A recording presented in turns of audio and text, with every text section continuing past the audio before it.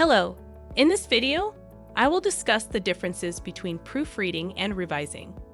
You may have heard both terms before, and you may have heard them used interchangeably, but revising and proofreading are two distinct writing processes. I'll begin by discussing proofreading, and then jump into a discussion of revision. Before we begin, I want to share one piece of advice. Take a break from your paper before you begin these writing processes. Taking a day away from your assignment, or a few hours if you're crunched for time, will allow you to read your paper with a new perspective. When we try to proofread and revise immediately after writing a draft, we tend to miss things. Let's talk about proofreading. The content of your paper is absolutely important, but the way that your paper looks affects the way that people experience what you've written. When you've worked really hard to develop and present your ideas, you don't want errors distracting your reader from what you have to say. When you proofread, you should identify and fix surface errors such as misspellings and mistakes in grammar and punctuation. I have 7 proofreading tips. You don't need to use all of them, although the first 2 are very important. Try the strategies out and see what works for you. My first piece of advice is, do not rely on spell checkers. Spell checkers can be helpful with those red squiggly lines that tell you there is a mistake, but they will not catch every spelling error. For instance, if you write the word to as in to and mean to say to as in too, the spell checker will not identify the error. Which brings me to my next point, that grammar checkers are foolproof either. I know that many students use Grammarly or other grammar checkers, but these programs don't catch every mistake, just like the spell checkers don't. So don't rely on those as your only source of proofreading. Let's talk about the strategies you can use. Again, you don't have to do all of these at once. You should try them out and see which ones work for you. The first strategy is one that I am sharing because I love it.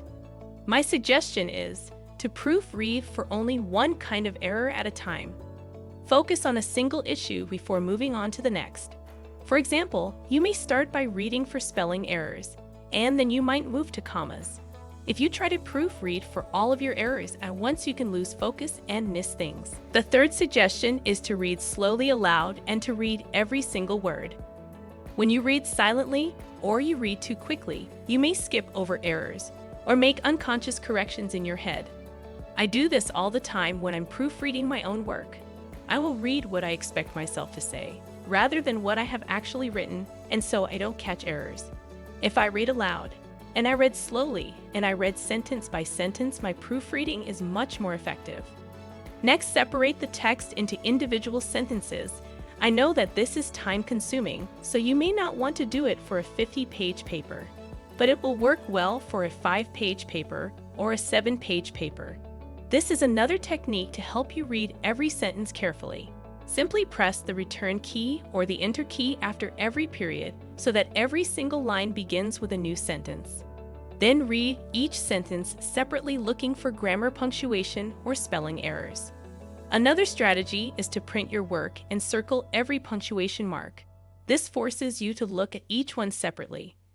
As you circle the punctuation, ask yourself if the punctuation is correct.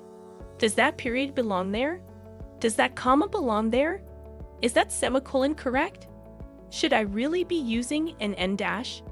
By circling every single punctuation mark, you're forcing yourself to zoom in. Here is a strategy that I have never tried. I've heard it suggested to read your paper backwards.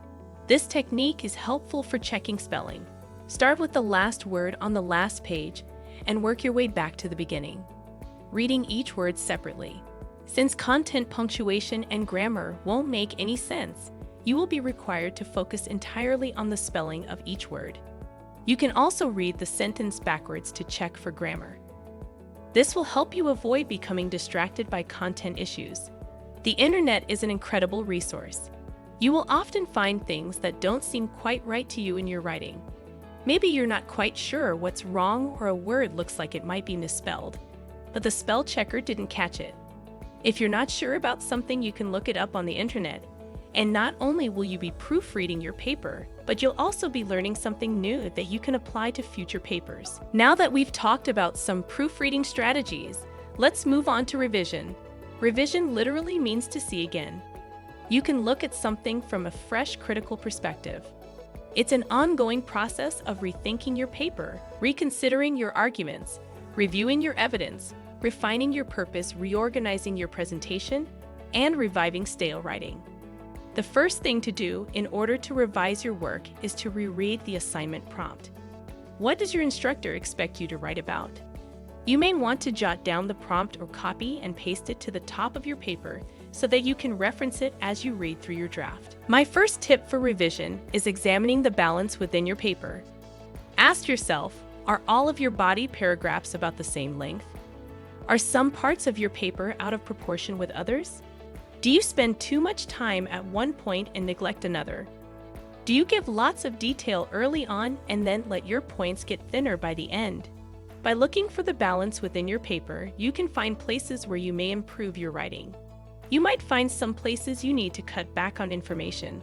Maybe you find some places that you want to add more.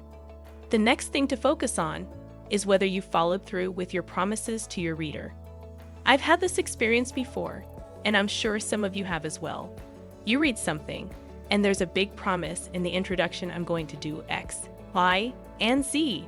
But you read through the paper, and when you get to the end, you're like, I saw X, and I saw Z, but there was no Y. In your introduction paragraph, you introduce the controlling idea of your paper with your thesis statement.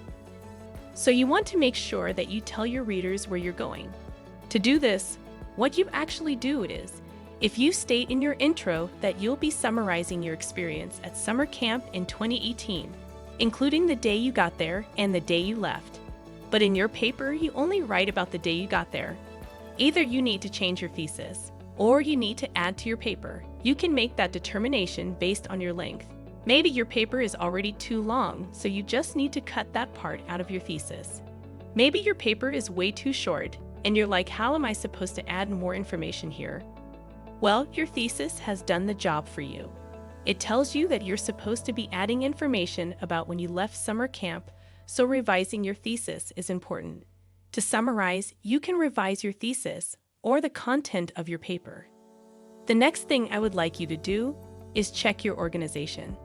Ask yourself, does your paper follow a pattern that makes sense? Do the transitions between paragraphs and sentences move your readers smoothly from one point to the next?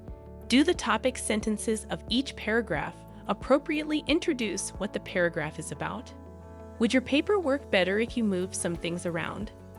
For the organization, you're thinking about order and how your topic sentences are organizing your paper. Remember that a topic sentence should be at the start of your paragraph and should signal to your reader what the main idea of that paragraph. Topic sentences are all like signposts that are really important for guiding your reader through your paper. They work like a roadmap. The next thing is to check your information. Are all of your facts accurate? Are any of your statements misleading? Have you provided enough detail to satisfy readers' curiosity? If you include outside sources, have you cited all of your information appropriately? Again, you're just making sure that your information is accurate and that you are stating things as they are, so that you are not misleading your reader. Last up is to check your conclusion. Does the last paragraph tie the paper together smoothly and end on a thought-provoking note? Does the paper end abruptly? I see this often, and sometimes I do it in my own writing. I will have a really strong argument or share a really interesting story, and it ends abruptly. That last sentence is very important because it's the last thing your reader reads.